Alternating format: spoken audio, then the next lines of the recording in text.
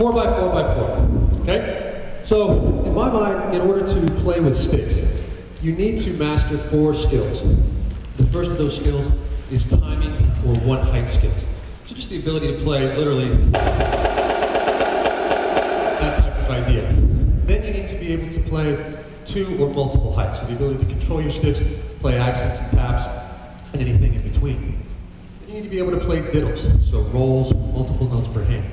Then also flams, okay? So mastering those skills requires another set of skills.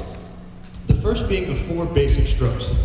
And these are the full, down, tap, and up stroke. So the first one being the full stroke, and that's a note that would basically start in the up position, strike the drum, and return to that position. I like to liken that to bouncing a ball, okay? So the way that I approach the drum is pretty relaxed, and I like to use the rebound of the drum and the stick to help me out. So same thing as if I would drop this ball, okay? But if I drop it just straight up, will it come back up to my hands? No, right? So we got to put a little emphasis behind it and basically be able to dribble the ball / the stick, and that would be your full stroke. It's also one of the loud notes that we play. Then there's the downstroke. It's another loud note, but it starts in the up position, returns to the low position, or stays at the low position. Like that.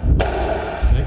The idea being behind this is that the full and the downstroke sound exactly the same. Okay? And then we have the soft notes, which are tap and upstrokes.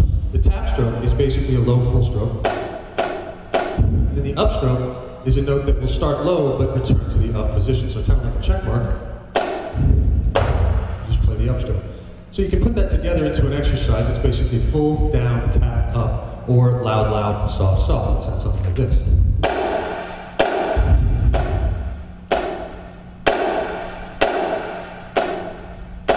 Okay?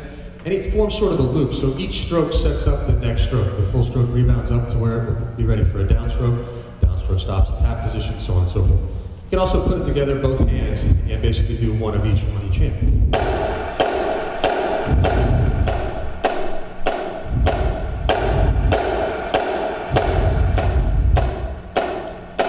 So now, there's another set of 4. This is down on the handout, the sound quality 4.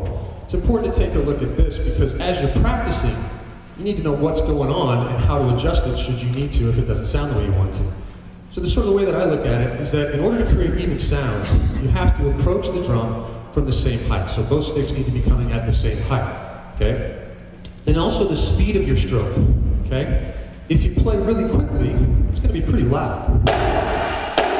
But if I play from the same height and really slowly, not so much. So we want to make sure we're moving with the same intensity, the same speed with both strokes. Then we have the angle in which you approach the drum, okay? So if our sticks are at different angles, you're going to get different sounds. And I've actually designed my stick with a totally round beat to try to avoid that as much as you can. But you can hear, after a certain point, you're going to get a little bit different sound.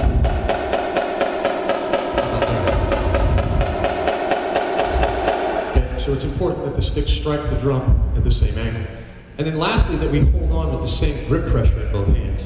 Okay, if I'm holding on really tight, get a pretty choked off sound. Really loose, you get more sound. So if one hand's tight, one hand's loose, you're gonna get 2 totally different sounds. So it's important to make sure that those 4 things are in line in order to practice correctly and get the right sounds out of your drum. So let's expand a little bit on the rest of the 4. So this would be the 4 note groupings, okay? So do me a favor, clap once for me. Ready, go. Clap twice. 3 times. And 4. That's everything you need to know. Thanks for coming. Obviously it's a little deeper than that. But the ability to play up to 4 notes per hand is a big skill as well. So you have your 8 on a hand, right? That would basically be your single notes. Then you have your double notes, pretty standard double beat exercise. Then triple beats, 3 notes per hand. And then 4 notes per hand. Obviously, in order to do those notes per hand, you can either just count straight up, or you can start to really think about the rhythm that's involved.